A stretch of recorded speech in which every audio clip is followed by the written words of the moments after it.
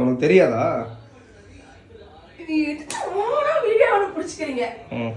என்ன இல்ல சட்னி வைக்கிறதுக்கு தெரியுது, உனக்கு ரசம் வைக்கணும் வைக்க கூடாதுன்னு தெரியாதா? நீங்க தானே சமைக்கிறதே பெரிய விஷயம். சமைக்கிறது என்ன, நான் சமைக்கிறேன்னா நேற்று சமைக்கலான்னு தான் பார்த்தேன்.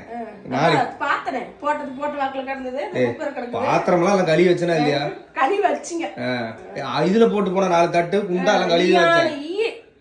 வீட்டுல ஈ வரது நான் என்ன பண்றேன்? ஒரு ஈ கடல பார்க்க முடியல. அதெல்லாம் அப்படியே போட்டு போனீங்க. குக்கர் திறந்து வச்சு போட்டு அப்படியே போயிட்டீங்க. அது குழம்பு கெட்டு போச்சு. எடுத்து ஊத்துனீங்களா ஒண்ணா? அந்த ரசத்தை எடுத்து ஊத்துனீங்களா ஒண்ணா?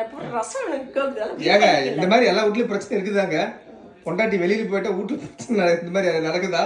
ஆமா, சாப்பாடு நஞ்சு போனா கூட எடுத்து ஊத்த கூடாதுன்னு ஏதாவது இருக்காங்க. நாய்க்கு ஊத்துறதுக்காக தண்ணி ஊத்தி வச்சிருந்தேன். பொண்டாட்டி இல்லைன்னா அதோட அருமை தெரியும். அதான் பாரு, நாரி போய் தான் கிடந்தது. ஏங்க எல்லா வீட்லயும் பிரச்சனை இருக்குங்களா? இந்த மாதிரி இருந்தா கமெண்ட் பண்ணுங்க. காலையில திட்டு வாங்கிட்டு இருக்கிறேன்.